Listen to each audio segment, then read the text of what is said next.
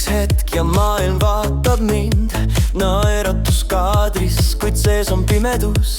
Kõik tahavad teada, kõik tahavad näha, aga keegi ei küsi, mida mina päriselt tahan. Pildid vilguvad, rahvas kisendab, aga hääled peas ei kao kuhugi ära. Kas see on õnn või lõks, see kuldne valgus mu peal?